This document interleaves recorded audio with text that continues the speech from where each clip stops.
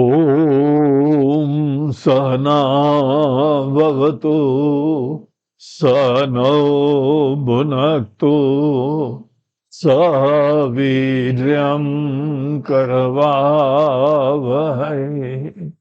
तेजस्विनावधीत वेद्विषावहै। ओम शांति शांति शांति। ततो जगन्मंगल मंगलात्मना विधाय रामायण कीर्तिमुत्तमा चचार पूर्वाचरितं रघुत्तमो राजर्षिवर्यैरभिषेवितं यथा। हरि ओम। आइए राम गीता के हम लोग इस 14वें पड़ाव में प्रवेश करते हैं। 14वें दिन हम लोग 17वें 18वें आदि श्लोकों तक पहुंचे हैं और एक बहुत ही इंटरेस्टिंग विषय के ऊपर चिंतन हो रहा है। इंटरेस्टिंग और अत्यंत महत्वपूर्ण विषय, उसके ऊपर चिंतन हो रहा है। आप सब लोगों के अंदर भी ये मन में इस विषय के बारे में विपरीत ज्ञान रहने की संभावना है, क्योंकि हमारे अंदर भी थी और अनेकानेक लोगों के अंदर भी हम देखते हैं ये पूरा विपरीत ज्ञान विराजमान। ये विषय है ज्ञान और कर्म के समुच्चय का। ज्ञान कर्म का समुच्चय एक बहुत ही चिंतनीय विषय होता है और आपको इस विषय में हम लोग आगे बढ़ें उससे पहले हम ईशावास्य उपनिषद का रेफरेंस देंगे। ईशावास्य उपनिषद हम लोगों का बहुत ही आदरणीय उपनिषद है और उसके अंदर यह सिद्धांत बहुत अच्छी तरीके से स्पष्ट करा गया है। उसमें ये विषय उठाया है कि हम लोगों की एक धार्मिक आध्यात्मिक व्यक्ति की लाइफस्टाइल जो है वो कैसी होनी चाहिए। हमारे दैनंदिन कर्तव्यों का निर्वहन होना चाहिए और साथ ही साथ डेली हमको ईश्वर की पूजा उपासना भी करनी चाहिए। हमारी पूजा और उपासना और साथ ही साथ भगवान का भजन के अलावा कर्म के क्षेत्र में जो भी जिम्मेदारियों का निर्वहन है, ये दोनों को सदैव हमें साथ साथ चलाना चाहिए। ये एक दूसरे के बड़े कॉम्प्लीमेंट्री होते हैं, एक दूसरे के लिए आशीर्वाद देते हैं। इसीलिए एक कोई भी श्रद्धालु व्यक्ति जो ईश्वर के प्रति भी भक्ति रखता है और आत्मज्ञान की प्राप्ति के लिए उत्कंठा रखता है, श्रद्धा रखता है, ऐसे व्यक्ति को अपना दिन बहुत ही पॉजिटिव माइंड से चालू करना चाहिए। धन्यता से चालू करो, ब्लेसेडनेस से चालू करो। सवेरे उठते उठते ही आप जीवित हैं, इस चीज का भी महत्व समझो। आदमी के जीवन की शाम कब हो जाती है, कहां हो जाती है, ये किसी को नहीं पता। ऐसे ज्योतिषियों के चक्कर में मत पड़ो कि तुम्हारा मार्केश तो अभी बहुत दूर है। हमने एक सज्जन को देखा, वो बड़े उल्टे सीधे कामों में नशे पानी में पड़े रहते थे। लोग बोलते थे भैया सुधर जाओ, इस शरीर के लिए अच्छा नहीं है। वो एक ज्योतिषी का प्रमाण देते थे। बोलते अरे कोई चिंता मत करो, पंडित जी मिले थे, उन्होंने बोला था कि 75 साल के पहले आपका मार्केश ही नहीं है। मार्केश मतलब मृत्यु का कोई योग ही नहीं है। इसीलिए जब 75 साल तक ऐसा कोई इशू ही नहीं है तो जरा जीने दो, खाने दो, पीने दो, मौज मस्ती लेने दो, ले आओ जरा पकोड़े भी लाओ। हाँ, ये चलता था। तो डेली उनका जो है वो अनेक अनेक नशे हुए, और फिर डॉक्टरों ने जब मना करा कि भाई लिवर सिरोसिस हो जाएगी, तो उन्होंने नशा नहीं बंद करा, नशे का टाइप बदल दिया बस। फिर बोलते हैं अच्छा चलो कोई बात नहीं, थोड़े दिन जो है वह हरी हरी ट्राई करते हैं। तो भांग की गोली चालू करी, लेकिन कोई ना कोई नशा पानी वो करते रहे, और पंडित जी झूठे निकले। 75 साल के पहले ही मार्केश आ गया। पंडित जी की गणित वणित के ऊपर ज्यादा भरोसा मत करना, ये सब चक्कर। मनुष्य का जीवन टोटली प्रोग्राम्ड नहीं होता है। अगर सब चीजें लिखी हो तो शास्त्र बेकार हैं। अगर भगवान ही चला रहे हैं तो भगवान आके क्यों बोले कि बेटा उठो, युद्ध करो? तो भगवान आपकी इच्छा होगी तो उठ जाएंगे, आपकी इच्छा होगी तो लड़ लेंगे। जब आप ही को सब काम करवाना है तो हमको कौन सा टेंशन है? ये सोच बड़ी नकारात्मक होती है। ऐसी सोच आपको भोगी बना देती है, प्रमादी बना देती है। प्रमादी बनना तामसी बनना होता है, और भोगी बनना राजसी बनना होता है। और जिसका मन अगर किसी भी सोच के कारण तामसी होता है या राजसी होता है, उस व्यक्ति के जीवन में कोई धार्मिकता, कोई आध्यात्मिकता, कोई श्रद्धा आदि का स्थान नहीं रहता है। आपको अपना दिन प्रारंभ करना चाहिए बड़ी पॉजिटिविटी के साथ, इंस्पिरेशन के साथ, ब्लेसेडनेस के साथ। अब ये सब अंग्रेजी शब्द हम बोल रहे हैं, मगर मतलब क्या है, इसलिए बोल रहे हैं क्योंकि ज्यादातर कॉमन हो गए। धन्य हो, उत्साही हो, मंगो हो, आशीर्वाद बरस रहा है। हाँ? एक भजन गा लिया करो, राम रस बरसे मन चातक क्यों तरसे, बूंद बूंद में कृपा हरि की अंबर से बरसे। ये दिल से महसूस करो, ये सब शब्द बोलने के नहीं है। हम लोग आजकल भजन वजन के चक्कर में बोलते ज्यादा है, फील कम करते हैं। एक सज्जन कहीं भजन गा रहे थे, बोला कितना अच्छा भजन है। हमसे पूछता है कि गुरुजी मीनिंग क्या है? बोला अरे यार जी बांगड़ू आदमी हो, हाँ? भजन तुम गा रहे हो, इतने सुंदर शब्द हैं और तुम शब्द पे ध्यान ही नहीं देते हो। बोलते महाराज जी सच्चाई है, आपको बता रहे हैं, हम तो ट्यून पे ध्यान दे रहे हैं। ये ट्यून अच्छा लगता है। शब्द बहुत मजेदार होते हैं, प्रार्थना के बड़े सुंदर होते हैं, और अनेक अनेक भजन के बहुत सुंदर होते हैं। सवेरे ध्यान करो, आप जीवित हैं, आपके ऊपर असीम कृपा है। यहाँ सुंदर हवा चल रही है, चिड़ियों का कलरव चल रहा है, सुंदर सूर्य उदय होने वाला है। अगर जल्दी जग गए तो, देर से जगे तो सूर्य उदय हो चुका है। अनेक अनेक चीजें देखो, इतनी कृपा है। आपके जो है घर चल रहा है, दाल रोटी विराजमान है, सर के ऊपर छत है, आपके कोई प्रेमी लोग विराजमान है। इन सब में किसी चीज का भी अभाव हो जाए तो जीवन में बड़ी शून्यता हो जाएगी। कितनी कृपा है आपके ऊपर। अगर 2 समय की रोटी खाते हो तो आप इतने रेयर व्यक्ति हो, हमारे देश में भी यहाँ आधी आबादी को रोटी के लिए संघर्ष करना पड़ता है।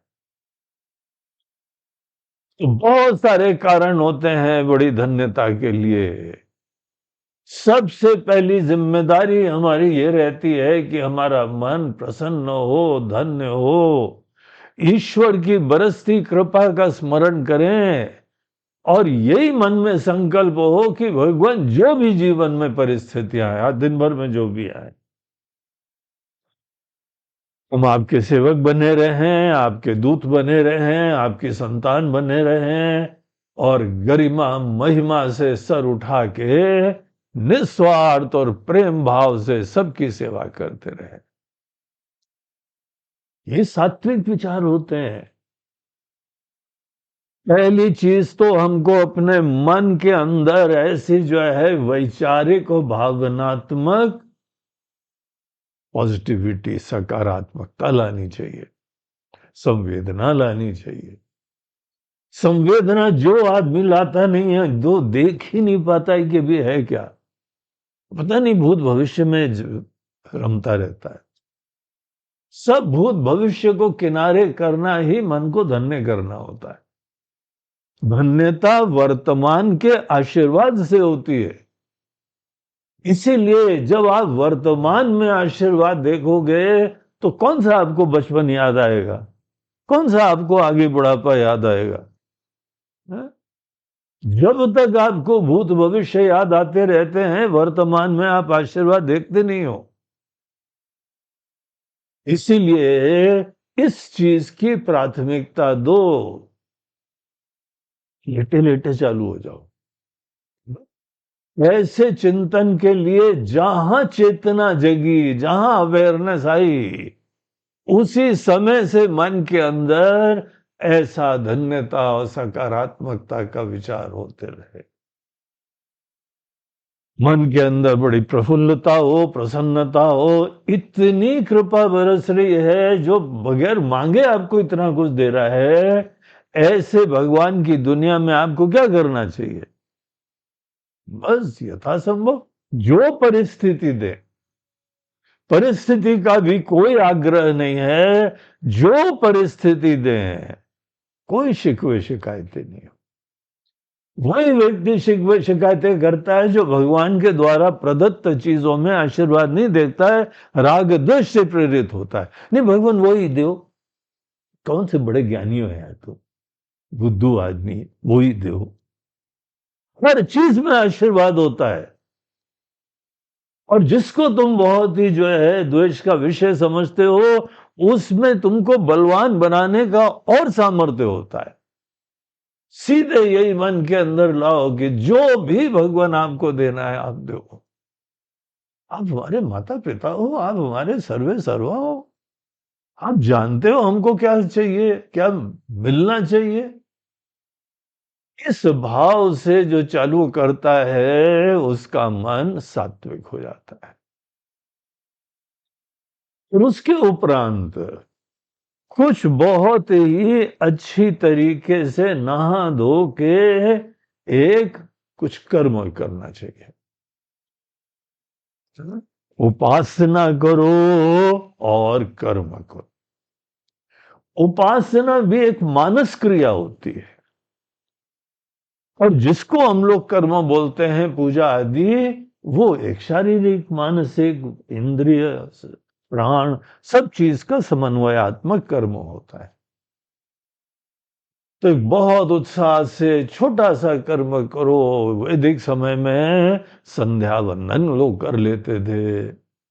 आज आप उठ के जो है सूर्य को जल दे दें, गायत्री मंत्र पाठ करो, थोड़ा भगवान के पास जाके नमन करो, कुछ प्रार्थनाएं बोलो।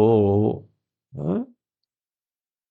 और अगर कहीं भगवान आपके घर में प्राण प्रतिष्ठा आदि हो चुकी है तो वहां साक्षात जीते जागते बैठे हुए हैं भगवान, वो प्राणी हो गए। प्राण प्रतिष्ठा के बाद भगवान प्राणी हो जाते हैं। तो भले मूर्ति में हो, यही दृष्टि रखी जाती है कि भगवान तो यहाँ पे अब जीवित रूप से बैठे हुए हैं।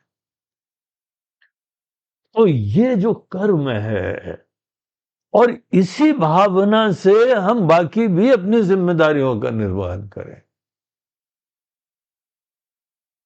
सवेरे प्रारंभ में अपने मन को चार्ज करो और फिर बड़े सुंदरता से कर्म करो, समग्रता से करो, उत्साह से करो, निरपेक्षता से करो। ऐसी उपासना और कर्म का समुच्चय होना चाहिए।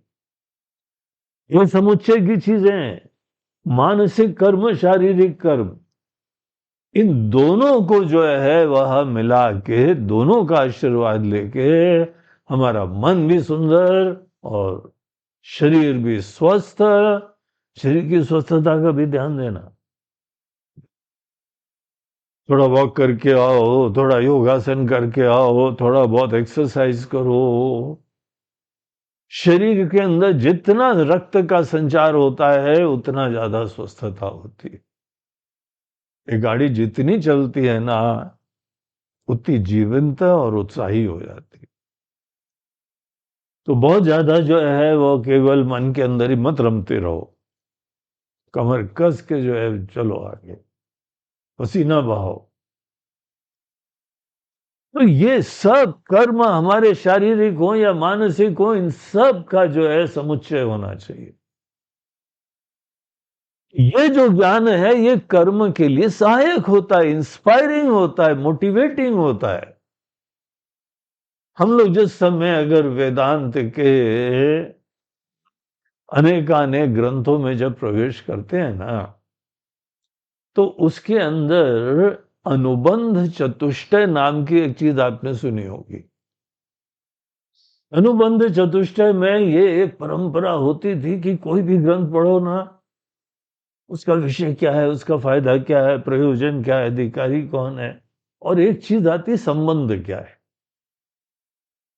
संबंध होता है कि जो आपके गोल्स हैं, जो ऑब्जेक्टिव्स हैं, जो प्रयोजन सिद्ध करना है, और जो यहां विषय चल रहा है, विषय का और प्रयोजन का कनेक्शन क्या है। आप पढ़ रहे हो राम गीता, और प्रयोजन यह है कि आपका दिन भर कर्म अच्छे हो, हाँ? आपकी प्रोडक्टिविटी हो, उत्साह हो, सात्विकता हो, मन की निर्मलता हो। हमारे विषय प्रयोजन का संबंध होता है। लेकिन छोटी छोटी चीजें हैं, कितनी स्टडी करी गई हैं, कितने बढ़िया तरीके से बताया गया है। संबंधों में दो प्रकार की कैटेगरीज होती हैं। एक प्रकार का संबंध होता है जहां विषय जो ज्ञान दिया जा रहा है हमको, वो ज्ञान प्रेरक होता है। संस्कृत में बोलते हैं चोदक होता है, हमको उत्साही करता है, इंस्पायर करता है। और ऐसा जो ज्ञान है वो आपको जो भी कर्म के लिए सक्षम बनाए, उत्साही बनाए, ऐसा एक अलग प्रकार का ज्ञान होता है। उस प्रकार के ज्ञान का सदैव कर्म के साथ समुच्चय होना चाहिए। फल ही मिलेगा जब तक कर्म नहीं करोगे। अब किसी किसान ने जो है बहुत अच्छी तरीके से स्टडी करी एग्रीकल्चर में, उसने जो है ग्रेजुएशन भी कर लिया और अनेकों प्रकार के वैज्ञानिक बन गया, जेनेटिक साइंटिस्ट बन गया, तो दुनिया भर की चीजें बन गया। जब तक वो खेती में जाएगा नहीं, ऐसी फसल उगाएगा नहीं, तब तक उसको आशीर्वाद कैसे मिलेगा। डॉक्टर ने पूरे शरीर को जान लिया, जब तक रोगियों को मदद नहीं करेगा तब तक आशीर्वाद कैसे मिलेगा। तो एक ज्ञान होता है जो कि हमको कर्म के लिए सक्षम करता है, तैयार करता है, प्रेरित करता है। ऐसा एक ज्ञान की कैटेगरी है, वो प्रेरक ज्ञान होता है, मोटिवेटिंग नॉलेज होता है, एनलाइटनिंग नॉलेज होता है, और उत्साह से कर्म के क्षेत्र में प्रेरित करवाता है। लेकिन एक दूसरा भी ज्ञान होता है, दूसरा प्रकार का ज्ञान होता है जो कि वेदांत का ज्ञान है, आत्मा का ज्ञान है, परमात्मा का ज्ञान है। परमात्मा का ज्ञान एक डिफरेंट क्लास का ज्ञान है। वहां पूर्ण रूप से सीन अलग है, और वहां पे बाद में कुछ कर्म करना ही नहीं है। अपने आप को जानना ही प्रयोजन है, और जानना मात्र ही कहानी समाप्त है। बस धन्य हो गए, जग गए। अगर कहीं पे आपको आत्मा के ज्ञान के साथ साथ कोई कर्म करवा रहा है, तो वो समझ लो अपने शास्त्रों के सिद्धांतों से अनभिज्ञ है, संप्रदाय वित्त। शंकराचार्य जी उसको गीता के 13वें अध्याय में बोलते हैं असंप्रदायविद। ये हमारे ज्ञान के संप्रदाय को जानते ही नहीं है। कुछ भी जो है वो यहाँ पे उधर पूर्ति के लिए सब काम कर रहे हैं, बगैर सोचे समझे कुछ भी ये लोग काम कर रहे हैं। और अगर आप ऐसे लोगों के चक्कर में पड़ गए, आपने खुद स्पष्टता नहीं उत्पन्न करी, इसके लिए हमको दूसरे को दोषी नहीं ठहराना है, हमको समझना है। हमको सब सिद्धांत स्पष्ट होने चाहिए। हमारा जीवन है, हमारा लक्ष्य है, हमको कार्य करना है ना। आत्म का ज्ञान का स्वरूप ऐसा होता है कि यहां पे कोई इंप्लीमेंट करना है, ये सब कुछ नहीं होता है। ये सब बेवकूफ लोग बोला करते हैं, ज्ञान की प्राप्ति करो बाद में इंप्लीमेंट करो। ये बातें उस ज्ञान के लिए होती हैं जो कि हमारे कर्म के लिए सहायक होता है। वो शुद्ध ज्ञान के लिए होता है, प्रेरक ज्ञान के लिए होता है। यहां पे जो ज्ञान होता है वो प्रतिपादक होता है, रिवीलर होता है। वहां तो आप ही हैं, वहां प्राप्त क्या करना है? मुझको कहां ढूंढे रे बंदे, मैं तो तेरे पास हूं। दिल में है तस्वीरें यार, जब जरा नजरें झुकाई देख ली। जब भगवान को जानना है तो जानना मात्र ही कहानी खत्म। समझो इसकी महिमा, इसकी ग्लोरी देखो। अगर तुम सोच रहे हो इंप्लीमेंट करना है, तो तुम अभी भी जो अपूर्ण हो, बाहर से कुछ ना कुछ सिद्धि करके तुमको जीवन में सफलताएं प्राप्त करनी है। जो व्यक्ति कर्म के क्षेत्र में रहता है वो प्यासा है, पराधीन है, आश्रित है, डिपेंडेंट है, इनसिक्योर है। इसीलिए कर्म से कभी मुक्ति नहीं होती है। जो ये सोचते हैं बाद में कर्म करेंगे, अरे काहे के लिए कर्म करो? तुम जियो, प्रेम से जीते रहोगे, मस्ती से जीते रहोगे, जो करोगे खुशियों से करोगे। कर्म डिलिबरेटली कुछ भी नहीं करोगे। कर्म एक साधन है कि हमको कोई लक्ष्य की प्राप्ति करनी है। क्या ये जीवन जीने का तरीका होता है? स्वस्थ लोगों को कौन सी दवाई खानी पड़ती है? अगर हम स्वस्थ हो जाएं तो उसके बाद ये दवाई खाना, ये कैसे विचित्र बात है। तो वो जो ज्ञान होता है, जो आत्म का ज्ञान होता है, ऐसे ज्ञान का जब भी चर्चा होती है, ये अत्यंत आवश्यक सिद्धांत है कि इसको स्पष्ट कर देना चाहिए। यही नहीं है कि यहां पे इस कर्म के द्वारा, कर्म से कॉम्प्लीमेंटेड ज्ञान के द्वारा ज्ञान की कभी हानि नहीं होगी। ना ज्ञान आरने न च राग संशयो, ज्ञान ही दूर नहीं होगा। पढ़ते रहो दुनिया भर की बातें, अरे आत्मा को जानने की बात है, वो नहीं तुमको प्राप्त होगा। बाकी डिग्रियां और मेडल्स मिल जाएंगे, नौकरी मिल जाएगी, काम धंधा हो जाएगा, कुछ इज्जत मिल जाएगी, कहीं यूनिवर्सिटी में जॉब मिल जाएगी। वो ज्ञान से दूसरे ज्ञान में जरूर होना चाहिए, सेवा होनी चाहिए, इस ज्ञान से नहीं होता है ये सब। तो दो अलग कैटेगरीज के ज्ञान होते हैं। इस ज्ञान का, आत्मा के ज्ञान का कर्म के साथ समुच्चय नहीं होता है। जो यहां पर अनेकानेक कथाकार हैं, वैसे हमने देखा है कथाकार लोग, जहां आत्मज्ञान की बात आती है ना, उनकी पेटी चालू हो जाती है, भजन चालू हो जाता है, क्योंकि वो सब रहस्य उनको खुद ही नहीं पता है, और सीधे बोल देते हैं कि आत्मा का ज्ञान प्राप्त करना हो तो किसी गुरु के शरण में जाओ, वहां ज्ञान प्राप्त करना। वो खुद ही बोल रहे हैं कि हम वो गुरु जी नहीं है। उस समय उनको कोई गीत याद आ जाता है, भजन याद आ जाता है, भाव विभोर कर देते हैं और उसी तरह से काम कर देते हैं, टाल देते हैं। वो उन लोगों का काम, समस्त कथाकार लोग, रामायण भागवत जो भी पुराण है, शिव पुराण है, जो भी काम करते हो अनेकानेक, वो सब ग्रंथ, वहां पे ज्ञान कर्म का समुच्चय होता है।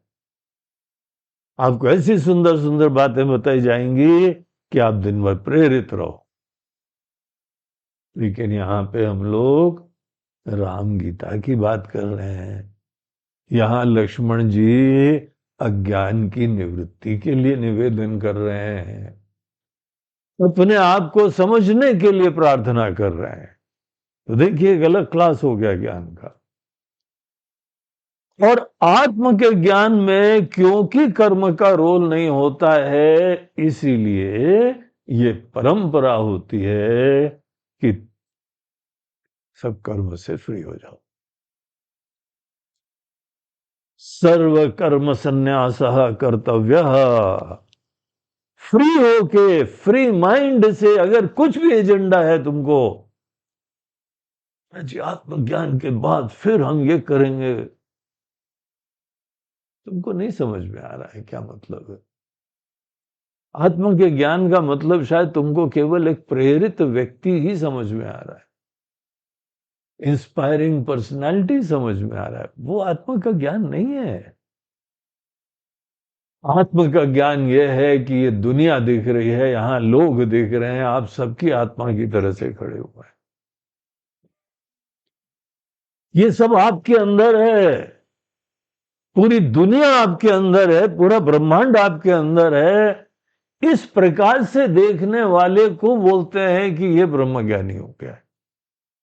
तो बाद में अपने से अलग कोई दुनिया देख रहे हो, लोगों को देख रहे हो, उनके लिए कुछ काम करना होता है, ये सब यहां पे नहीं होता है। इस ही परिप्रेक्ष्य और बैकग्राउंड में ये डिस्कशन को देखना चाहिए। और ये इतना इंपॉर्टेंट होता है समझना कि अगर किसी व्यक्ति का मन, उसे थोड़ा भी बाद में कर्म करने की प्रेरणा बनी रही, तो आप ही अपने ज्ञान की प्राप्ति में आप ऑब्स्टेकल बन जाएंगे। आप यहाँ पे विपरीत ज्ञान को अपने हृदय में समाएंगे, इसीलिए आपको ज्ञान नहीं प्राप्त होएगा। हम कल बता रहे थे ना, भगवान कृष्ण ने बताया हजारों में कुछ लोग बढ़ते हैं और उनमें से भी बड़े बिरले लोग ही ज्ञान प्राप्त करते हैं। क्यों बताया? कुछ ना कुछ कर्म में लग जाता है। हम लोगों को अपने मन को संन्यास्त करने के लिए बड़े टाइम देना चाहिए, इसीलिए ये हमारे चतुर्थ आश्रम में कहा जाता है, कर लो काम। ब्रह्मचर्य, गृहस्थ, वानप्रस्थ। गृहस्थी आदमी पूरी दुनिया का संचालन करता है, राजा वही बनता है, मंत्री वही बनता है, प्रजा वही बनता है, उद्योगपति वही बनता है, व्यापारी वही बनता है, पूरे विश्व में उसका व्यापार फैलता है, यहाँ आर्थिक व्यवस्था अच्छी संपन्न करता है। सब यहाँ पे अनेकानेक जिम्मेदारियां हैं, और यही प्रारंभ में करना चाहिए। अपनी प्रकृति के अनुसार आप ब्राह्मण, क्षत्रिय, वैश्य, शूद्र जो भी है, अर्थात आप थिंकर हैं, लीडर हैं, बिजनेसमैन हैं, या केवल एक सिंपल से जो है सेवक लोग हैं। इन 4 वर्णों का मतलब बेसिकली यही होता है। जो भी हम है उसके हिसाब से अपने अपने हमने सेवा का क्षेत्र चुना और खूब प्यार से सेवा कर रहे हैं भगवान के ही भजन करते हुए, स्मरण करते हुए। ये पैकेज हम लोगों को शुरुआत में दिया जाता है। लेकिन जब आप आत्मज्ञान के लिए बहुत सीरियस होते हैं, वो तो केवल पर्सनल बात है। कोई गुरुजी जबरदस्ती आपके ऊपर इम्पोज नहीं कर सकते हैं। आपको सन्यास भी दे दें तो भी हमको भरोसा नहीं है कि आपके अंदर आत्मज्ञान की तीव्र इच्छा है। ये आपकी इच्छा है ना। आपके मन के अंदर उत्साह ही नहीं है परमात्मा की प्राप्ति का, तो वो नहीं करेगा। जब आपके मन के अंदर ये बहुत तीव्र उत्साह हो जाए कि भैया अब तो जो है हमने जीवन में सब कर लिया, देख लिया, मन से निपट लिया, अब हमको जब तक ये अखंड अनंत ऑल एम्ब्रेसिंग और डिविनिटी का साक्षात्कार ना हो तब तक हमारे मन के अंदर कोई शांति नहीं। तीव्रता होनी चाहिए। जब वो पड़ाव आपको प्राप्त हो जाए तो एक चीज करना, मन के अंदर कर्म का कोई एजेंडा नहीं आना चाहिए। और वो स्टेट ऑफ माइंड बड़ी इंटरेस्टिंग है, जहां पे आपको कुछ नहीं करना है। कोई डर नहीं, कोई चिंता नहीं, कोई किसी चीज को फॉलो नहीं करने की जरूरत है। जो समझदार हैं, अनुभवी हैं, ज्ञानी हैं, पढ़ाई करी है, चिंतन करा है, सत्संग करा है, बुद्धि जो है विवेकी है, विज्ञानवान सारथी है? तो ऐसी आपकी बुद्धि है, अब स्वतंत्र हो के कर्म से फ्री हो जाओ। कर्म का अगर रत्ती मात्र संकल्प करा आगे वो करेंगे, आगे करें तो गया आत्मा का ज्ञान। तो रोगे, पता नहीं महाराज जी क्या हो गया, हम तो बड़े असमर्थ हैं, इतनी मेहनत करी, इतनी पढ़ाई करी, हो ही नहीं रहा है। तुमको ये ध्यान है क्या? पहले लेसन्स जो अनुबंध चतुष्टय के बताए जाते हैं वो तुमको सीरियसली तुमने सुना था क्या? प्रतिपाद्य प्रतिपादिक ज्ञान का जहां स्वरूप होता है वहां पे कुछ नहीं करने की प्रधानता होती है। और तुम्हारे मन के अंदर यही कलुष है। अगर आत्मा का ज्ञान प्राप्त करने के लिए प्रवृत्त हो रहे हो और साथ साथ कर्म का एजेंडा है, झंडे गाड़ेंगे हम, तो जरूर गाड़ो, कोई चिंता नहीं है। लेकिन जब तक कर्म के क्षेत्र में हमारे कोई ना कोई एजेंडा है, कुछ जुगाड़ करना है, कुछ व्यवस्था करनी है, कुछ धन की प्राप्ति करनी है, कुछ शोहरत की प्राप्ति करनी है, कुछ भी करना है, कोई हर्जा नहीं है। आपके दृष्टिकोण से ये सब चीजें इंपॉर्टेंट है, आप कर रहे हो, किसी को क्या लेना देना। बस यहां पे इस प्रसंग में ये बताया जा रहा है कि आत्मज्ञान नहीं प्राप्त होगा। कोई मन के अंदर संशय मत रखना कि हमको आत्मज्ञान पता नहीं मिला, हमने तो पढ़ाई करी। हमारे गुरु जी साक्षात शंकराचार्य थे, बड़े भारी गुरु थे, मोटे गुरु थे, मोटे गुरु। हाँ? गुजरात में ही बोलते हैं, एक बार हम गए, बोलते हैं अरे मोटा गुरु आया है। बात तुम्हारी ऐसी तैसी। हाँ। थोड़ा वेट क्या ज्यादा हो गया, सभी मोटा मोटा बोल रहे हो। हाँ? और उस समय हम पूरा 1 क्विंटल वाले नहीं गुरु जी थे, कम वाले थे। फिर किसी ने रहस्य बताया, बता रहे नहीं गुरु जी, कोई आपके शरीर का मोटापा नहीं बता रहा है, ये आपकी सीनियोरिटी बता रहा है, आप बड़े गुरु जी हो। यहाँ गुजरात लैंड में, यहाँ पे जो है मोटा गुरु जब बोलते हैं तो मोटा बहन, मोटा भाई, तो वहां पे मतलब ये है बड़ा भाई, बड़ी बहन। तो बड़े गुरु जी आए। हमने बोला अच्छा अच्छा, ठीक है। देखो अज्ञान की कैसे प्रॉब्लम होती है, पता नहीं था ना। तो ये सब चीजें जो है कर्म के क्षेत्र को किनारे कर देना चाहिए। वो स्टेट ऑफ माइंड कैसी होती है? जो व्यक्ति ये सब चीजों से फ्री हो गया है, उसके मन के अंदर महाराज जी बड़ा आलस होता होगा, है तो कुछ काम ही नहीं करना है, वो सही नहीं होता है। आज हमको दुनिया भर के काम करने होते हैं ना, जिस दिन हमारी लिस्ट में टू डू लिस्ट काफी बड़ी होती है ना, काफी जीवंत होते हैं हम, बड़े उत्साही होते हैं। हाँ, ये अलग बात है कि शाम को होते होते थक जाते हैं, हेडेक भी हो जाता है, हाँ? धूप में भी घूम के आना पड़ता है और अनेकों प्रकार के प्रॉब्लम होते हैं, लेकिन doesn't matter, no complaints, I enjoy all this. जब चैलेंजेस होते हैं तो जीवन का बड़ा आनंद आता है। तो देखो, जो माइंड का स्टेट होता है ना सन्यासी का, वो स्टेट क्या होता है हमको समझना चाहिए। इतना आवश्यक है कि अगर नहीं समझोगे ना, सब पे पानी फिर जाएगा। कितने सालों तक तुमने श्रवण करा है, मनन करा है, अगर करा है, सबको नहीं सौभाग्य मिलता है, तो भी आपके अंदर कोई लाभ नहीं होगा। ये संभावना तब बनी रहेगी जब आप कर्म के साथ, ज्ञान के साथ साथ कोई कर्म का सपना, कोई भविष्य का जुगाड़, कोई व्यवस्था, कुछ परिस्थिति, कोई परिवर्तन, इसकी भावना बनी रहे। सन्यासी व्यक्ति को ऐसा कभी नहीं होता है कि हम बोर हो रहे हैं।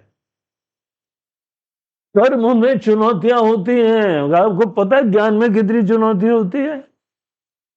पूछो जो रिसर्च वालों से, पीएचडी वालों से, डॉक्टरेट वालों से, उनको तो पूरा यूनिवर्सिटी, पूरा गवर्नमेंट बोलता है महाराज जी आप कुछ मत करो, आप तो चिंतन करो, ज्ञान प्राप्त करो, रिसर्च करो। और सोचो, हम तो सोच ही नहीं पाते हैं, आप सोच पा रहे हो?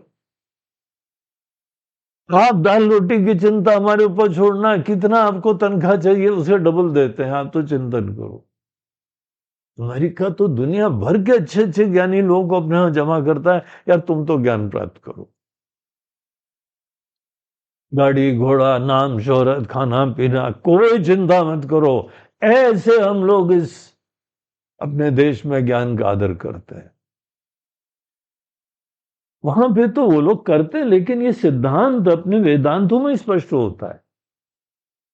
आत्मज्ञान के लिए बेस्ट आत्म का ज्ञान तब प्राप्त होगा जब आदमी के अंदर कर्म के क्षेत्र का संन्यास हो जाएगा। कोई चिंता नहीं अगर आज नहीं है, ग्लानि मत उत्पन्न करो। ये मैच्योरिटी होती है, ये ग्रोथ होती है। और जब आपके अंदर इस प्रकार की स्थिति हो जाएगी तब वो द्वार खुल जाएगा आपके लिए। अगर हमारे अंदर कोई ना कोई कर्म की क्षेत्र की प्रेरणा है, उसको आशीर्वाद बना दो, तो सबके सेवा के लिए क्षेत्र बना दो। हम अपने कर्म, अपनी प्रेरणाओं को सात्विक भाव से करें, दीनता से नहीं। हमारा क्या होगा, हमारा नाम होगा, ये बेवकूफी है, ये छोटा बना है, इसमें भगवान पे विश्वास तक नहीं है। अकेले जी रहे हो, तनाव में जी रहे हो, टेंशन से जी रहे हो, भगवान का हाथ पकड़ के जियो, खूब सेवा करो। इसीलिए अगर आज कोई कर्म की प्रेरणा है तो ये अभिशाप नहीं है, ये भी एक बहुत बड़ा आशीर्वाद बन सकता है। लेकिन अभी एजेंडा कर्म का प्रधान है, अभी एजेंडा आत्मज्ञान का है ही नहीं। अगर सही में अपने आप को जानना इतना इंपॉर्टेंट हो जाएगा तो क्या बोर हो गए, विचलित हो गए, काम क्रोध में विक्षिप्त हो गए, चंचल हो गए, सतत चिंतन करोगे। ज्ञान में जब आदमी का वो मनस्थिति जो ज्ञान के लिए अनुकूल होता है ना, जीवंत होता है, बड़ा उत्साही होता है, बड़ा जगा होता है, और विनम्रता से सच्चाई को जानने की कोशिश होती है। अब ये सोचो, कण कण में परमात्मा विराजमान है, तो कण कण में हमको दिखने चाहिए ना, हमको क्यों नहीं दिख रहे हैं? आपको बाकी छोड़ो, अपने अंदर भी नहीं दिख रहे। अगर ऐसा केस है तो हमको क्या करना चाहिए? गहराई से देखना चाहिए। जो भी हम देख रहे हैं उसके ऊपर पुनरालोकन करना चाहिए। हमारे जो परसेप्शंस हो रहे हैं, हमारे दृष्टिकोण से जो देखा जा रहा है, उसे प्रश्न चिन्ह लगाना चाहिए। हमको गहराई से देखने की चेष्टा करनी चाहिए। देखिए, हम लोग यहाँ पे दुनिया में अनेकों वस्तुएं देखते हैं ना, गहराई से देखने वाले वैज्ञानिक लोग क्या देखते हैं? इनके अंदर अनेकों प्रकार के एलिमेंट्स देखते हैं। हम लोग पानी पीते हैं, हाँ, बस आराम से बढ़िया पानी है, शुद्ध पानी है, फिल्टर्ड पानी है, आरओ का पानी है, हम लोग यही देख लेते हैं ना। वैज्ञानिक लोग देखते हैं कि इसके अंदर एक हाइड्रोजन और ऑक्सीजन, हाइड्रोजन के 2 एटम्स हैं, ऑक्सीजन का 1 एटम है। पानी में हमको दिखता है क्या? इतना ही नहीं है, यहाँ पे जो है इन दोनों का क्या क्या खेल होता है, क्या क्या आशीर्वाद होता है। इलेक्ट्रोलिसिस करके इन दोनों को अलग कर लेते हैं, हाइड्रोजन को ईंधन की तरह से प्रयोग करते हैं। अभी दुनिया में अगली क्रांति जो है ना, यही आने वाली है, चालू हो चुकी है। आगे के समय बस कहीं जाना हो तो नल खोलो, टंकी में पानी भरो और आराम से गाड़ी हवा के साथ साथ, घटा के संग संग, और साथ ही चल, हाँ? ऐसी गाड़ियां चलने वाली है। ये तब देख पाते हैं जिस समय हम लोग पानी के अंदर गहराई से देखें कि ये सब चीजें विराजमान है। इलेक्ट्रॉनिक्स का युग है, तो हर चीज के अंदर इलेक्ट्रॉन, प्रोटॉन, न्यूट्रॉन, ये सब विराजमान है। हर वस्तु में, धूल के कण में। तो गहराई से देखने का मतलब क्या होता है? और हमको जब देखना ही है, पता ही नहीं है कि इसके पीछे क्या है, तो कर्म क्या करेंगे अभी? जिसने धारणा उत्पन्न करी हुई है, मोह उत्पन्न करा है, ये सोच रखा है कि वो फलानी चीज प्राप्त करेंगे, धन्य हो जाएंगे, ऐसे बच्चे लोग जो हैं वो काम करते रहे। आप विनम्रता से शोध कर रहे हो, जब आप चिंतन कर रहे हो, तो फिर यहां पे कर्म का कैसे बोझ आएगा?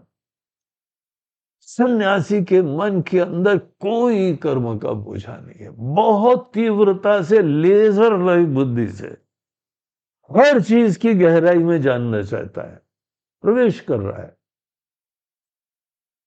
अनात्मा को अनात्मा की तरीके से जानना, और तभी जाके मैं शब्द के बारे में भी क्या क्या सोच रखा है, कुछ है ही नहीं सच्चाई। हम जीव हैं, हम मनुष्य हैं, यही हमारा अकल है। अपना कोई परिचय देता है, हंसो हंसो, ये जाति है, ये हमारा सतही ज्ञान है अपना। ना हम शरीर हैं, ना हम मनुष्य हैं, ना हम जाति हैं, ना हम देशवासी हैं, ना हम करता है, ना भोगता है। पहले उल्टा मान लो, उसके बाद कर्म करने के लिए आगे बढ़ो। सन्यासी आदमी जो जो मान्यताएं रखा हुआ था सब विपरीत है। और इनको विपरीत बोलने से विपरीत नहीं हो जाता है बस कहा सुनी से, क्योंकि किसी गुरुजी ने बहुत उत्साह से आज प्रवचन दिया है, उत्साह से प्रवचन दिया तो हमने मान लिया, बोलते जी नहीं, इसको ज्ञान नहीं बोलते। तुम इस बात को समझ जाओ, हमारे इन विचारों का तथ्य तुम प्रामाणित करो, खुले मन से गहराई से चिंतन करने को, उसको ज्ञान बोलते। तो देखिए सन्यासी के मन की स्टेट क्या होती है। सन्यासी का मन शांत है, विनम्र है, जानने के लिए उत्साही है, और केवल यहां पे धारणाओं को एक निषेध करता जा रहा है। कितनी सारी उल्टी उल्टी धारणाएं, दुनिया के बारे में ठीक है, भगवान के बारे में ठीक है, अपने बारे में इतने वर्ष हो गए जीते जिए, अभी अपने आप को जानते ही नहीं है।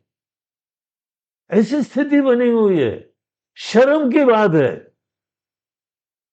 दिया तले अंधेरा है। इसीलिए जो भी आत्मज्ञान के लिए उत्साही होता है वो आदमी का मन बहुत इंटरेस्टिंग होता है। सन्यासी मन बड़ा इंटरेस्टिंग माइंड होता है, बड़ा डायनेमिक माइंड होता है, और किसी का भी बन सकता है, और अंततः सबका बनना चाहिए। अगर मनुष्य जीवन वो धन्य करना चाहता है, अगर यहां पे यथार्थ में जगना चाहता है, अगर ये केवल गाड़ी चलाना नहीं चाहता है, सुबह होती है शाम होती है, जिंदगी यूं ही तमाम होती है। कल निकल गया, आज भी जो है इतना निकल गया। अभी सितंबर 2024 चल रहा है, अभी तो लग रहा था यार न्यू न्यू ईयर हुआ है, न्यू ईयर हुआ है, धीमे धीमे सितंबर निकला। ऐसे टाइम पास होता है, टाइम फ्लो कर जाता है, और कोई गति नहीं हो रही है, और होगी भी नहीं। आप कितना भी करते रहो अपने आप में, कभी भी ये सब चीजें नहीं होने वाली। इसके लिए पूरा विज्ञान है। अगर तुम अपने जीवन से सही में बहुत ही सीरियस हो, कम से कम अपने आप को जानना चाहते हो, तो एक ऐसा मन बनाओ जिसमें खुद सेल्फ क्रिएटेड विक्षेप ना हो। कर्म बहिर्मुखता के बाद होते हैं, आत्मा का ज्ञान अंतर्मुखता से होता है। एक बाहर कोई सिद्धियां करने के लिए आतुर है, यहां विनम्रता से अपने आप को जानने के लिए प्रेरित है। ऐसी जो है विपरीत चीजों का समुच्चय कैसे होगा। और जो ये आपको सिद्धांत नहीं बताते हैं, केवल यही बोलते रहते हैं कि आत्मा अमर है, आत्मा अविनाशी है, मेरा सच्चिद आनंद रूप कोई कोई जाने रे, हम ही जाने रे, तुम नहीं जाने रे, सब फोकट की बातें हैं। एक नया ईगो ट्रिप है, ये लोग नहीं जानते। अगर आप सिंसियरली जीवन में जानना चाहें, जब जानना चाहें, यह आपका डिस्क्रिशन है। जिस जन्म में जानना चाहें, यह आपकी स्वतंत्रता है। लेकिन जब भी आपको आत्मा का ज्ञान प्राप्ति की उत्कंठा होती है, ये समझ लो मन को सन्यासी होना चाहिए। इस डिस्कशन के परिप्रेक्ष्य में गीता के जरा विचार करना। अर्जुन बोल रहा था भगवान आत्मज्ञान के लिए हमको जो है इच्छा हो रही है, हमारे शोक मोह सब आत्मज्ञान से दूर हो जाते हैं, तो हमको जो है आप रथ को वापस ले चलो, जंगल में चलते हैं और वहां पर वो जंगल से पता नहीं क्या जोड़ रखा है, सब जंगल में जाना है। जंगल में शेर बिच्छू सांप भी होते हैं, पता है? वहां जाके ब्रह्म ज्ञान नहीं होता, वहां खाना भी खुद बनाना होता है, चूल्हा पे जलाना होता है, लकड़ी बीन के लानी होती है। और आपको कोई वहां चक्की थोड़ी है जहां से आटा ले आओ। वो कट में जंगल जाना है। अरे गुरु के पास बैठो, वहां पे बैठ के सत्संग करो, ज्ञान की प्राप्ति करो। रोमांटिक आइडियाज है बेवकूफी के। तो इसीलिए भगवान ने बोला है कि देखो अर्जुन, जो व्यक्ति किसी एक परिस्थिति में विचलित होता है, डिस्टर्ब होता है, उसका मन जो है कर्म के क्षेत्र के संदर्भ में दीनता से युक्त है, हीनता से युक्त है, इंफीरियोरिटी कॉम्प्लेक्स है, हम असमर्थ हैं, हम समर्थ हैं, ये सब फोकट की बातें उसके मन के अंदर, वो आदमी आत्मा का ज्ञान प्राप्त करना चाहता है। तुमने इसको बच्चों का खेल समझ रखा है। आत्मा का ज्ञान जिसको प्राप्त करना है, जीवन में कैसी खुशियां आए, कैसे गम आए, हमारे लिए कुछ बड़ी बात नहीं। दुनिया को किनारे करो तब अंदर मुड़ना पड़ता है, ऐसे थोड़ी मुड़ना पड़ता है। इस तरीके से ये जो डिस्कशन चल रहा है, हम लोगों के वेदांत के सिद्धांतों का एक बहुत मूलभूत रहस्य है। 12वें अध्याय तक भगवान गीता में सन्यासी का मन क्या होता है वो बताते हैं। गीता के भिन्न भिन्न व्याख्याएं हैं। कई लोग बोलते हैं कर्म कैसे करना चाहिए गीता बताती है। बोलते हैं तुम जानते नहीं हो। सन्यासी कैसे बनना चाहिए ये गीता बताती है। कोई कल्पना करी है? बनना चाहते हो तुम भी? सब चीजों से फ्री हो जाओ, तब आत्मज्ञान का द्वार खुलता है। तो देखिए ये सब जो डिस्कशन चल रहा है, इसके ऊपर हम चिंतन करते हैं तो बहुत सारे कनेक्शंस हमको दिखाई पड़ते हैं, बहुत सारा महत्व दिखाई पड़ता है, और ये हम बहुत ही अच्छी तरीके से कम्युनिकेट करना चाहते हैं। अगर आप राम गीता के इस पूरे प्रसंग को सुनते सुनते ये बातें अगर समझ जाते हैं, निश्चित रूप से आपके जीवन में बहुत बड़ा आशीर्वाद घटित हो। जब भी प्राप्त करोगे, पहले तो मन को तैयार करने के लिए उपासना रूपी, भक्ति रूपी ज्ञान, कथा, धर्म का ज्ञान, योग का ज्ञान। योग और धर्म एक ही चीज होते हैं। योग और धर्म का ज्ञान और कर्म, जिम्मेदारियों का निर्वहन, इन दोनों का समुच्चय होता है। लेकिन आत्मज्ञान का समुच्चय किसी के साथ नहीं होता।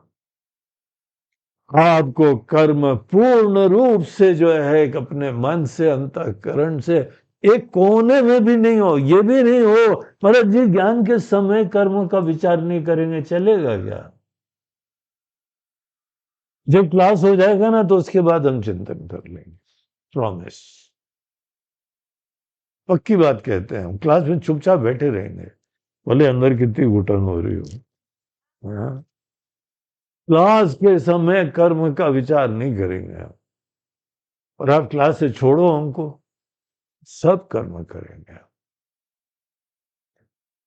ये नहीं कहा जा रहा है क्लास के समय कर्म का विचार मत करना, भगवान का ध्यान करते समय कोई दूसरे विक्षेप मत लाना, ये नहीं कहा जा रहा है। ये कहा जा रहा है अगर तुमको आत्मज्ञान की प्राप्ति करनी हो, तुम्हारे मन के किसी कोने में भी, लेफ्ट हैंड का नीचे वाला कोना, वहां पे एक टोकरी रखी है तुम्हारी वासनाओं की, सपनों की। तुम होंगे कामयाब एक दिन, फलाना झंडे गाड़ेंगे।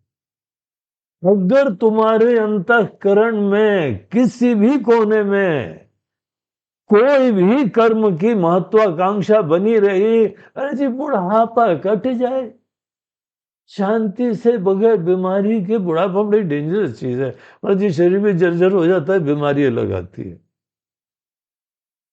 अजी बुढ़ापे से पहले ही निकल जाए तो अच्छा है, बुढ़ापा कट जाए। कुछ ना कुछ सबके मन के अंदर एजेंडा रहता है। ऐसा क्यों नहीं हो सकता है कि हमारे मन के अंदर कर्म के क्षेत्र का कोई महत्व नहीं रहे? उस मन को देखो, उसको शुद्ध मन बोलते हैं, उसको सात्विक मन बोलते हैं। और योग का अभ्यास हमको ऐसे मन की दिशा में ले जाता है। योगी व्यक्ति अभी कर्म के क्षेत्रों की प्रायोरिटी रखा हुआ है, इसीलिए योगी व्यक्ति को ज्ञान नहीं प्राप्त होता है। योगी व्यक्ति को सन्यासी होना पड़ता है। काम्यानाम कर्मणाम न्यासम सन्यासम कवयो विदु, गीता का श्लोक हम बोल रहे हैं। मन तुम्हारा कर्म के क्षेत्र से कोई भी काम ना हो, ऐसे मन को डिस्कवर करो। यदा ते मोह कलिलम बुद्धि व्यतितिष्यति तदा गंतासि निर्वेदम श्रोतव्यस्य श्रुतस्य च। ये सब मोह है, ये करने से ये होगा, ये करने से ये होगा, सब निराधार, बगैर सर पूछ के, कल्पनात्मक, झूठे। जो जो कर रहे हैं, कौन सा तीर मार लिया उन्होंने? उन्हीं जैसा बनना चाहते हो, वही काम सिद्ध करना चाहते हो। ये संसारी अज्ञानी लोग जो काम कर रहे हैं, उन्हीं को देख के मोहित हो रहे हो। विचारवात्मक और मन को केवल ज्ञान के लिए समर्पित करो। सिंगुलर इच्छा, मन के अंदर केवल यही उत्कंठा, हमको मैं का ज्ञान प्राप्त करना है। देखो, जबरदस्ती नकली मत लाना, सच्चे रहो अपने आप से। अगर कोई एजेंडा है तो उसको प्रॉपरली निपटना पड़ता है। गीता के 12वें अध्याय में भगवान ये रहस्य बताते हैं। बोलते हैं जब कोई कर्म नहीं छोड़ पाओ, जब बहुत ज्यादा तीव्र इच्छा होती है, तो उसको मत कर्म परमो भव, वही काम हमारे लिए करो। वो तुम्हारे सब्लिमेशन के लिए, मन के अंदर तुमको उद्धृत करने के लिए वो निमित्त बन जाए। तरीके होते हैं धीमे धीमे अपने मन के अंदर के विकारों से ऊपर उठने के। जैसे बीमारी को अनदेखा करने से बीमारी नहीं खत्म होती है, वैसे ही मन की वासनाओं विकारों को अनदेखा करने से वो दूर नहीं होंगे, उनको तरीके से निपटना पड़ता है। और एक दिन सपना देखो कि आप मन के अंदर सब चिंताओं से मुक्त हो। जितनी चिंता होती है सब दुनिया की होती है, कर्म के क्षेत्र की होती है। जब बाहर की चिंताओं से मुक्त होगे और आत्मज्ञान की उत्कंठा होगी, तभी तो आत्मज्ञान प्राप्त होगा। यही राम जी अपने शिष्य लक्ष्मण जी को बता रहे हैं। तो हम लोग कल जो है वह 17वें श्लोक को देख रहे थे, कि जब तक हम शरीर आदि में आत्मबुद्धि रखेंगे, तब तक कर्म के क्षेत्र में लगे रहेंगे और विद्या की प्राप्ति के लिए अपात्र हो जाएंगे। हम जैसे जैसे अपने शरीर आदि को चोला समझेंगे, कर्म के क्षेत्र के एजेंडा खत्म होने लगेंगे, चिंता ही खत्म होने लगेगी। आत्मानुसंधान परायण सदा। तो जब आदमी जो है वो सर्व निवृत्त सर्वे इंद्रिय वृत्ति गोचरा, बाकी बाहर की दुनिया की चीजों से आप मुक्त होंगे, तब वो व्यक्ति आत्मज्ञान परायण हो जाते हैं। और ये आगे यहां तो देखिए 18वें श्लोक के अंदर भगवान बताते हैं, 17वें में ही बताते हैं कि हमको शरीर आदि में आत्मबुद्धि खत्म करनी। देखो, जब जब शीशे में शक्ल देखो, जरा लेक्चर सुनो, ये शरीर बड़ी कृपा से मिला है, बड़े भाग मानुष तन पावा, लेकिन साथ साथ ये कृपा बनने के बजाय अभिशाप भी बन जाती है अगर इसको हमने मैं समझ लिया। शरीर मिला है, चोला मिला है, लेकिन तुम नहीं हो ये। जहां ये सोचा कि हम शरीर हैं, तुम्हारा विनाश होगा। और विनाश के लिए कोई ग्रह और कोई दुनिया के लोग जिम्मेदार नहीं है, हम खुद जिम्मेदार होते हैं। शरीर के साथ स्वस्थ संबंध रखो। आत्मज्ञान के लिए आवश्यक होता है कि चोले को चोला समझो, गाड़ी को गाड़ी समझो। प्रिय है, अच्छी है, काम की है, लेकिन गाड़ी ही है। इस प्रकार से शरीर को देखते रहो और इसके स्वामी बन के जियो, इसके संचालक बन के जियो। अनेकानेक भ्रम है, उनको नेति वाक्य रखेलम निषिद्ध तत्। निश्चय करो, नहीं ये नहीं है, ये नहीं है, ये मोह था, ये धारणा थी। तुम फ्री हो जाओ, और जब तुम्हारे अंदर से अनेकानेक कचरे दूर होंगे, ये बादल छटेंगे, सूर्य देवता चमकेंगे। तो ये हम लोग कल प्रश्न देख रहे थे कि अच्छा महाराज जी, कब होगा ये, कदा? तो भगवान यहां बोलते हैं, ठीक है, हम इसका उत्तर देते हैं, यदा परात। ये पढ़ लिया था, नहीं पढ़ा? तो चलिए हम लोग 18वें श्लोक को पढ़ते हैं, उसको थोड़ा सा देखें। यदा परात्मात्म विभेद विभेदकम भेदकम विज्ञानमात्मन्यवभाति भास्वरम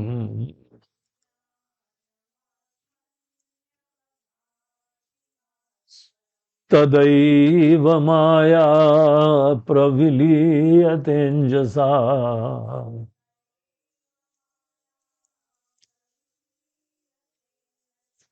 सकार का कारणमात्म संस्कृते।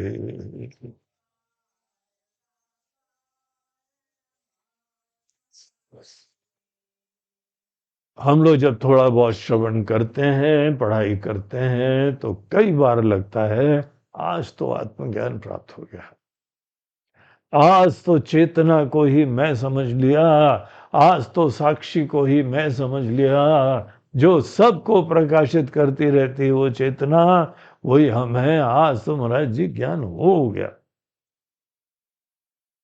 भगवान बोलते हैं हो सकता है हो जाए, हम कौन है मना करने वाले, हमको तो विश्वास है मनुष्य को प्राप्त हो सकता है ये ज्ञान।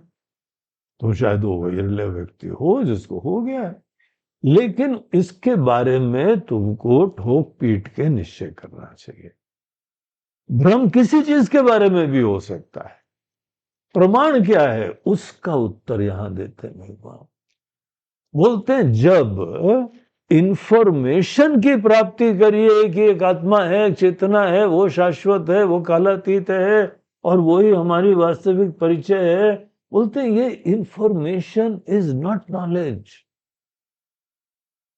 जैसे आप कोई रोड मैप देख रहे हैं, गूगल मैप खोल लिए, आपने पूरा नक्शा देख लिया, हाँ, कि हाँ हमको जो है वो इंदौर से उज्जैन जाना है, ये रोड यहाँ, ये रोड यहाँ है, वहां से पहुंच जाएंगे। तो क्या पहुंच गए? क्या महाकाल के मंदिर में भी पहुंच गए? क्या दर्शन भी कर लिए? ये गाइडेंस है। और ये उस प्रकार का ज्ञान है जो कि आपको कर्म के द्वारा इंप्लीमेंट करके आशीर्वाद मिलेगा। जिस ज्ञान में बाद में कर्म करने की जरूरत होती है, इंप्लीमेंट करने की जरूरत होती है, वो संसारी ज्ञान होता है, परमात्मा का ज्ञान नहीं होता है। आपको अगर ज्ञान प्राप्त हो गया तो आज आपको क्या दिख रहा है? मैं खत्म हो गया क्या? जीव खत्म हो गया? जीव जगत ईश्वर कुछ भी नहीं बचता है, एक अखंड सत्ता बचती। आपके लिए दुनिया है, बोलते हैं हाँ महाराज जी, ज्ञान के बाद अब दुनिया में झंडे गाड़ने हैं। अच्छा, तो दुनिया पे अभी बनी हुई है तुम्हारे लिए, बस भगवान की कृपा बनी रहे। भगवान की कृपा? कौन तुमको कृपा देगा? तुमको भगवान कृपा देंगे? तो तुम भगवान को अलग देख रहे हो। देखो, ज्ञान की प्राप्ति के बाद भी कैसी धारणाएं बनी रहती। यहाँ राम जी बोलते हैं, लक्ष्मण, यदा परात्मा परात्मात्म विभेद भेदकम, जब आत्मा परमात्मा में कोई भेद रहे ही नहीं। परमात्मा की कृपा, भगवान की कृपा, ये सब शब्द नहीं अप्लाई होते हैं उन ज्ञानियों के लिए जिन्होंने भगवान को अपने से एक देख लिया है। कौन से भगवान की कृपा? कोई अलग होते हैं। भगवान का उपदेश है कि हम तुम्हारे हृदय में आत्मा की तरह बैठे हैं, और तुम बोल रहे हो भगवान की कृपा। अरे कभी तो अब तो बोलना चालू करो कि ये मैं की कृपा। क्यों भेद देख रहे हो? तुम्हारी सोच यही बनी हुई है कि तुम जो हो भगवान से अलग हो, और तुमको भगवान की कृपा का स्मरण कर। इसको बोलते हैं अभी खंड में हो, भेद बुद्धि है। यदा परात्मा आत्मा विभेद भेद कम, जो इन दोनों का खंड और भेद बताने की सोच है, विज्ञानम आत्मनि अवभास अवभाति भास्वरम, ये सब चीजें हमारे मन के अंदर की उपज है। जब तुम भगवान से ऐसी एकता देखो, तुम द्वैत दूर करो। तुमने डाइवोर्स करा हुआ है भगवान के साथ, तुमने डाइवोर्स करा हुआ है, पता है तुमको? तुमने दूरी बनाई हुई है, तुमने उनको घर निकाला दे रखा है, वनवास दे रखा है तुमने। जब तुम्हारी बुद्धि ये समाप्त होगी, तुम्हारे हृदय में परमात्मा भासित होने लगेंगे। जब ये ज्ञान होगा, तदा एव, उसी समय माया प्रविलीयते अंजसा, शीघ्र ही, चुटकी बजाते ही आत्मा लीन हो जा, माया लीन हो जाती। जादू का पर्दा तुम्हारे ऊपर से हट जाता है। और जब माया हट जाती है तो पता क्या होता है? सकार का कारणमात्म संसृते, समस्त कारकों के साथ ये सब संसार का कारण ही खत्म हो जाता है। अब तुम बोल रहे थे वो कारक वाले कर्म ज्ञान के लिए सहायक होता है, समुच्चय होता है। अरे भैया, ज्ञान के अंदर कारक खत्म हो जाते हैं। द मोमेंट ये रियलाइजेशन हुआ, कारक है बुढ़िया बिस्तर बांध के गायब। कैसे इसके साथ समुच्चय होगा? हाँ? और ये चीज केवल यहां पे तर्क मात्र नहीं, बौद्धिक रूप से ही नहीं, इसके लिए आगे भगवान जो है वो श्रुति के प्रमाण से बात करते हैं। देखिए क्या महिमा है हम लोगों के वहां श्रुति प्रमाण की। राम जी उस युग में लक्ष्मण जी को उपदेश देते हुए बता रहे हैं, श्रुति प्रमाणा विविनाशिता च सा, श्रुति प्रमाण फाइनली ठप्पा लगा देती है।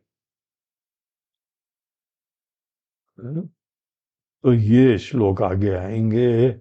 आइए हम लोग 19वां और 20वां श्लोक पढ़ लेते हैं और इसमें फिर कल आगे प्रवेश करेंगे।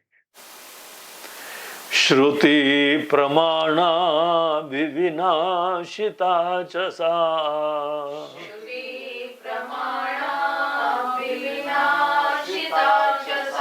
कथं भविष्यत्यपि कार्यकारिणी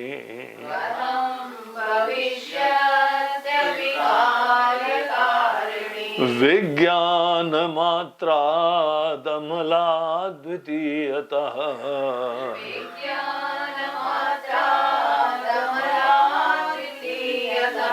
तस्मादविद्या न पुनर्भविष्यति।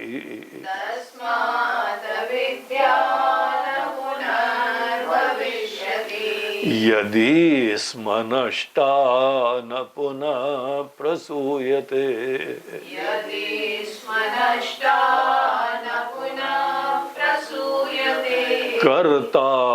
कर्ताहमस्येति मते कथं भवेत्।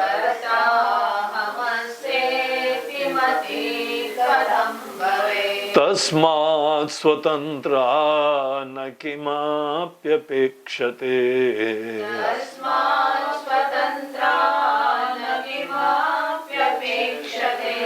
विद्या विमोक्षाय विभाति केवला।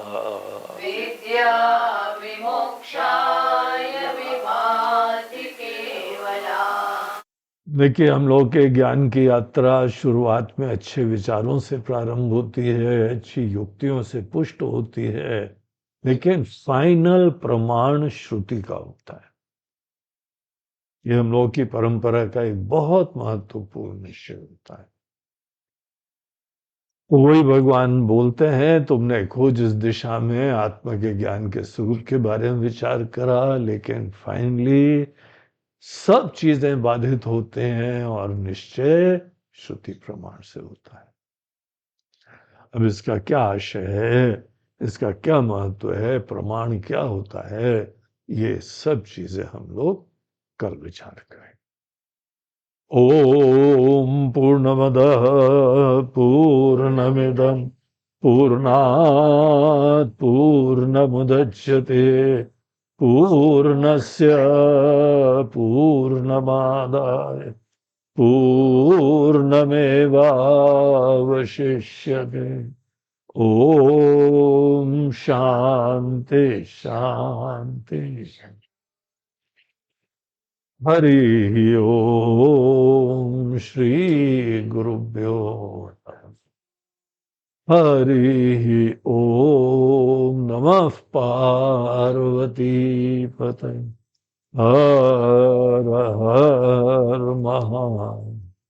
नर्मदे हर बोलो गंगा की जय। आज का प्रवचन प्रायोजित हो रहा है बंबई के दंपत्ति श्री नंदलाल जी और उनकी पत्नी श्रीमती दीपा सचदेव जी के द्वारा। और ये अपने माता पिता की श्राद्ध के संदर्भ में ये आहुति दे रहे हैं। तो नंदलाल जी के माता पिता श्री रामचंद्र सचदेवा जी थे और उनकी माता जी सुशीला देवी, दोनों स्वर्गीय हैं और दिवंगत हैं, इसीलिए इनके लिए ये श्रद्धा पूर्वक श्राद्ध की आहुति दी जा रही है। तो नंदलाल जी को और उनकी धर्मपत्नी दीपा जी को हमारा बहुत बहुत आशीर्वाद इस आहुति के लिए, और उनके स्वर्गीय माता पिता के लिए भी हमारी इस चतुर्थ श्राद्ध के दिन हमारी भी प्रार्थना है। भगवान की कृपा सदैव बनी रहे। हम लोग उनमें से नहीं है कि जो बोलते हैं रेस्ट इन पीस। तो आप विश्राम करो। जो लोग अपने अंतिम संस्कार में गाड़ देते हैं ना शव को, वो लोग बोलते हैं रेस्ट इन पीस। हिंदू लोग क्या बोलते हैं? चरैवेति चरैवेति। आप और आगे से आगे बढ़ते रहें और महान लोकों की प्राप्ति करते रहें, ईश्वर की कृपा की प्राप्ति हो, आपको स्वर्ग की प्राप्ति, ब्रह्मलोक की प्राप्ति। अनेकों ऐसे लोग होते हैं। तो जो भी हो, आपका उत्कर्ष होता रहे, यही आज हम भी भगवान से प्रार्थना करें।